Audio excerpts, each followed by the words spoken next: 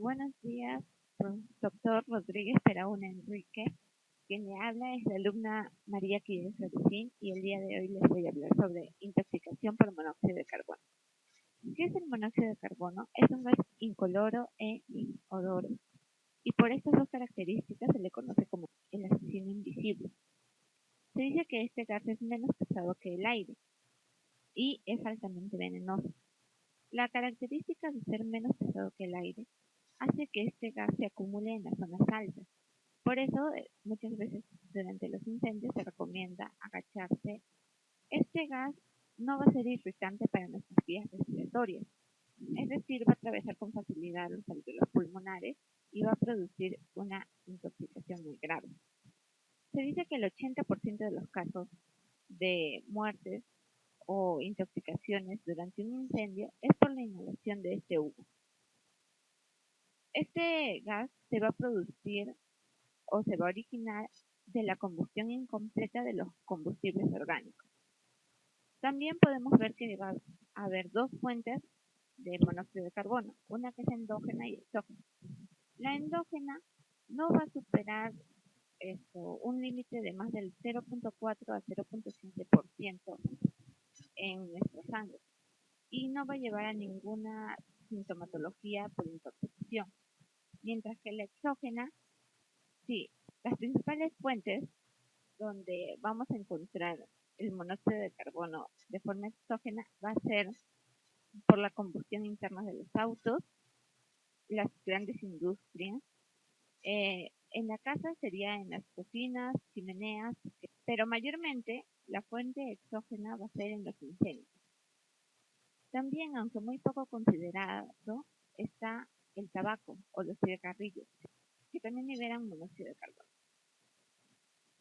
Ahora, para hablar un poco de la fisiopatología o cómo es que se da la intoxicación por monóxido de carbono, tenemos que conocer que el monóxido de carbono va a tener una afinidad por la hemoglobina de unas 210 a 270 veces superior a la del oxígeno.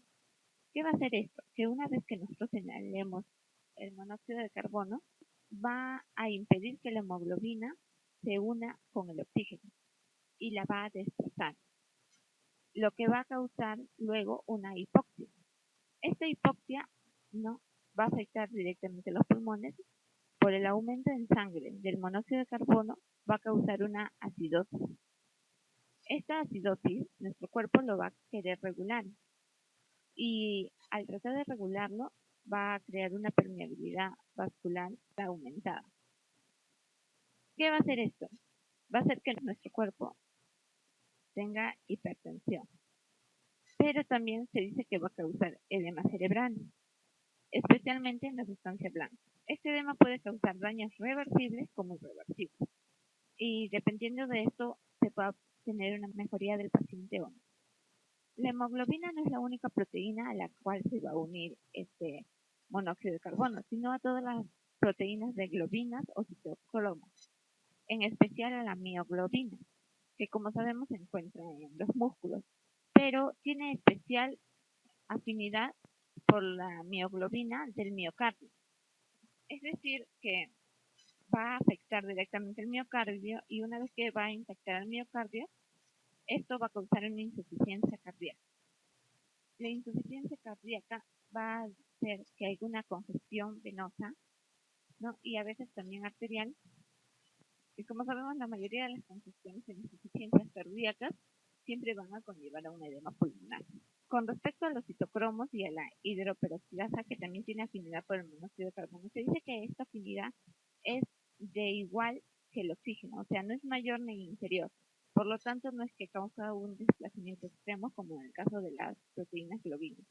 También sabemos que nuestro cuerpo por sí mismo va a eliminar este monóxido de carbono, pero el ritmo de eliminación es demasiado bajo y tan solo el 1% se va a metabolizar y transformándolo a dióxido de carbono. La vida media del monóxido de carbono dentro de nuestro cuerpo es alrededor de 3 a 5 horas. Hablando con respecto a la clínica o las consecuencias que tienen en nuestro cuerpo, tendríamos que mencionar que daña principalmente el sistema nervioso central, el sistema cardiovascular, los pulmones y los riñones. Vamos a ver que en el sistema nervioso central los primeros signos o síntomas que va a tener el paciente va a ser cefalea, vértigo, náuseas, irritabilidad. Pero esto es cuando la intoxicación es poco. Cuando la carboxiemoglobina es mayor del 50%, ya se va a ver pérdida de conciencia, puede haber convulsiones tónicas, como también alternadas tónicas con flácidas, y ciertos reflejos osteotendinosos. También cabe recalcar aquí que hay un síndrome diferido que se va a caracterizar después de 3 semanas o 21 días aproximadamente de recuperación del paciente, donde supuestamente se cree que todo está bien, pero aparecen síntomas neurológicos o psiquiátricos cognitivos, ¿no? Que pueden ser la irritabilidad, cambios de comportamiento, alteración de la memoria, afasia, alucinaciones, cosas así. Pero como no está demostrado realmente la relación entre este síntoma y la intoxicación por monóxido de carbono, se suele recomendar normalmente que después de 21 días al paciente le hagan exámenes psicométricos. En el aparato cardiovascular, como ya lo hemos mencionado anteriormente, va a provocar insuficiencia cardíaca, pero también taquicardia, como respuesta a la falta de oxígeno e hipotensión. En el aparato respiratorio nos va a causar una respiración superficial, una respiración débil y también una taquipnea o disnea. También si es que es muy grave la intoxicación puede llegar hasta causarnos hemorragia pulmonar. En el riñón los síntomas van a ser la rabdomiolisis, la mioglobinuria, la necrosis tubular. Algo muy importante durante la clínica es que en la piel se solía ver el color rojo cereza, los labios de ese color y como se podría decir chapitas en el rostro, aunque ahora muy poco se suele ver. Como hemos visto, todos estos síntomas hacen que la intoxicación por monóxido de carbono sea muy grave, pero más aún es en una mujer embarazada. Y no tanto para la mujer embarazada, sino para el feto. ¿Por qué? Porque, como sabemos, su hemoglobina del feto difiere de la hemoglobina de un adulto. Y al diferir esto, va a hacer que la afinidad por el monóxido de carbono sea el doble de lo que es en el adulto. Entonces, a la misma vez, no solamente su afinidad aumenta, sino la capacidad de disociarse la hemoglobina con el monóxido de carbono una vez es más difícil. Entonces, en mujeres embarazadas hay que tener mucho más cuidado y a la hora del tratamiento se debe hacer mucho precoz y rápidamente. Para diagnosticarlo, tenemos que tener en cuenta básicamente lo que he mencionado anterior, que es la clínica. Pero también hay otros criterios de laboratorio que, como vemos aquí en esta tabla, nos dice que es que la carboxihemoglobina sea superior al 20%, pero solamente en los niños y en las embarazadas solamente tiene que ser mayor al 10%. También se puede encontrar una acidosis metabólica. El tratamiento se debe hacer lo más pronto posible, alejando al paciente o a la persona intoxicada del medio donde ha estado, alejándolo y dándole un área ventilada donde pueda respirar. Y lo primero que se hace es la oxigenoterapia. Esta va a consistir en darle oxígeno al 100% de concentración. En casos de pacientes que estén en coma o que hayan perdido la conciencia o estén más graves, se puede pasar a ponerle una intubación orotraqueal para la administración directa de oxígeno. ¿Y por qué se le suministra 100% de concentración? Para que el mismo cuerpo expulse el monóxido de carbono de una manera competitiva con el oxígeno. Hay pacientes que van a sufrir de arritmia cuando se les va a estar dando la oxigenoterapia. Sí es recomendable darle un antiarrítmico junto con la oxigenoterapia. En el caso de la acidosis que se va a encontrar, mayormente siempre se trata con bicarbonato, pero en este caso no nos ayudaría, ya que haría que el caso de acidosis aumentara mucho más. Por eso se dice que solamente se le debe tratar con oxigenoterapia y después, una vez recuperado, medir otra vez por sangre si es que la acidosis sigue.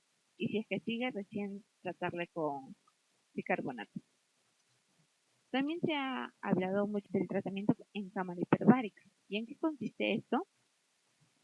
Consiste básicamente en la administración de oxígeno a una presión superior a la de la atmósfera, para lograr así que la presión inspirada sea superior a 1, que es lo máximo que se logra con la oxigenoterapia. Y esto llega a ser hasta 2,4 a 2,7 superior al nivel de la atmósfera. Aunque este tratamiento está bastante discutible, porque algunos dicen que sí favorece y otros dicen que no tienen demasiada relevancia, se ha creado unos criterios para la indicación y la contraindicación de este tratamiento. Como vemos en la siguiente tabla, ahí podemos ver que es indicado básicamente con pacientes que estén graves o que tengan graves afectaciones en el sistema nervioso central, como coma, pérdida de la conciencia, convulsiones, ¿no?